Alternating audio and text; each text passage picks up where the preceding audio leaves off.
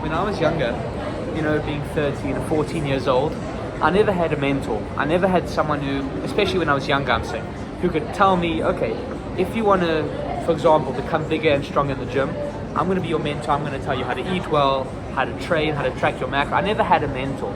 Even when it came to business or lifestyle or having, being dressing nicely, I never had a mentor. I had to go at it alone. But through watching YouTube videos, through looking at stories, books, through looking at the internet and other people, I slowly, and also my grandfather, of course, I slowly started picking out small little pieces, pieces of advice, little tricks of the trade, little things that people have used. And when I was doing security training, this is in my recent life, I said, I want to be a security guard.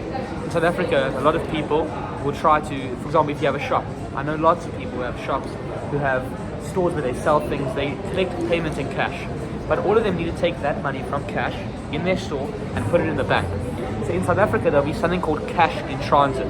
What these guys do is they stand there with a massive, big assault rifle, like a big gun, and they will stand there guarding the car while the cash is taken out of the shop and then put in the vehicle to be transported to the bank. And what I've always wanted to do was get my security course, do my first aid, do my radio frequency, and do my gun license so that I can actually start doing the cash in transit and hold that gun and defend the cash that's moving from the shop to the bank. So in that security training that I've just started recently, that I'm going to learn how to shoot a firearm, I'm going to learn knife defense, I'm going to learn how to attack an oncoming person. In that course, and this is the daily advice that I can give you, how to be a little bit more security conscious, how to be, conveying your own power so you don't get messed with. And the piece of advice, as I said, I had to pick it up myself. There was no mentor until now that I'm doing security training. But this is the most important thing. I want everyone here, I want you to pay attention to how you sound. So next time, right now I'm in a nice coffee shop. Next time you're in a coffee shop and you say, hello barista, or hello sir, hello coffee maker, may I please have a coffee? I want you to pay attention to how you sound. Are you very squeaky? Hello, can I please have a coffee? Or are you very low-pitched, baritone, strength? And then what I want you to do is, I want you to try a different accent, or I want you to try something. So that, for example, I'm speaking to the men here. If you usually speak, and I'm saying here's the lowest, here's the highest. If you usually speak at a middle level, I want you to try to speak at a lower level, because that's going to then, and let me tell you the trick that I learned from security training. You speak from down here in your belly, and I'm trying to do it now. You breathe in, and you learn how to pace yourself, you pace your breath, and then you speak from your belly. It gives you a different sense of authority. And in the security training, there was a guy who showed us. So basically, you stand security, then you go in a little bit, and if a guy's coming to attack you, you attack him. But the way this guy did it wasn't just a normal boxing stance where you're going pa or like, it wasn't boxing. It was a different style, like here where you cover your head. And as he started to go into this, he shouted in a big way, attack, attack. And he did it with such a low-pitched voice, with such aggression, that I was like taken back. Jeez, man, you're just trying to shout, but it's the biggest thing that you can do. You just change your voice. And that guy was small. I'm actually not bigger, but I'm at least taller than that guy, and he intimidated me. So that's the daily mindset tip. Use your voice. Your voice is the biggest tool. You obviously have your brain, that's your situational awareness. You know who's around you, you know what you could use as a weapon. Oh, that chair. Oh, here's soap. I could use it and shove it in your face. But the most important thing is also your voice. If you're in the middle of a club, there's this big, massive guy who could be the bouncer. If you say, hi sir, hi, it makes you sound cowardly. But if you say, hello sir, I just want to go to the bathroom please, and you lower your voice, it gives you the authority that you need. It gives you that domineering sense that they don't really want to mess with you. And it also conveys the sense that you're willing to go into a fight. Yes, you might be smaller or shorter, but if you use your voice in the right way, you come across as a little bit more domineering.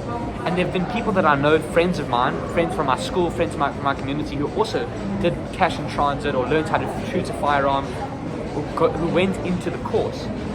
And there used to be kids who used to joke. I had this guy, I used to cycle with him as a cycling team.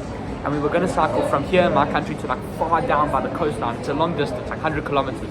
I remember before when we were training, we were doing 50 to 70 kilometer rides just to train, just to get stronger, get our legs bigger and stronger. And I remember just before that, I was having oats, I was chowing down cereal, I had 2 bananas, and this guy, his name's very similar to Shane, and I'm going to call him Shane.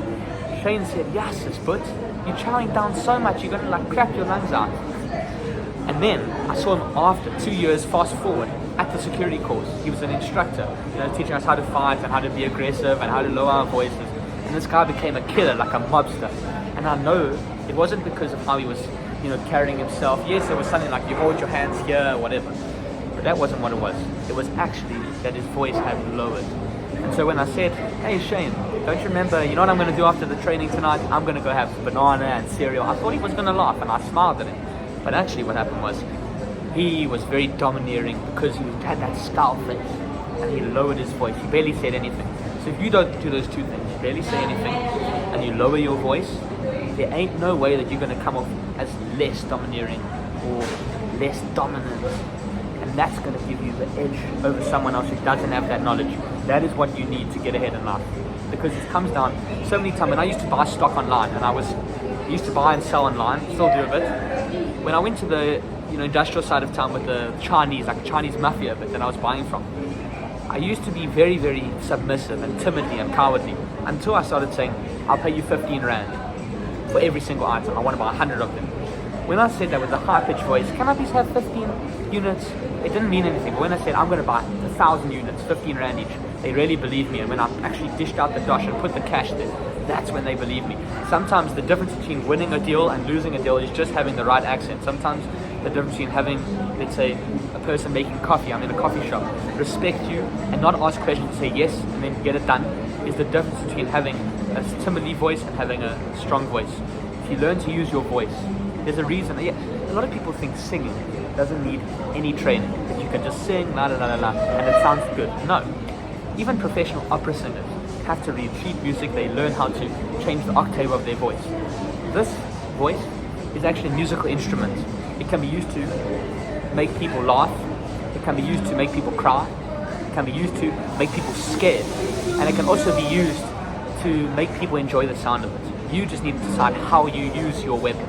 Everyone has been given these gifts, a brain, a mouth, arms, strength, but it's your own decision how you choose to use them.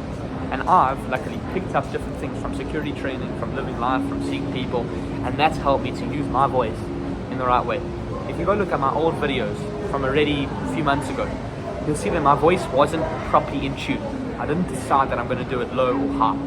But now that I've done some security training, like I said, I've learned the power of the voice. And if you use your voice, you can actually change the world. You can get people to march. There was a guy called Perestroika, and another guy called, I don't know, let's just say Seneca. When Seneca spoke as a speech, people listened, okay? But when Perestroika spoke, people marched. So how are you going to get people to march with your voice? Think about that next time you're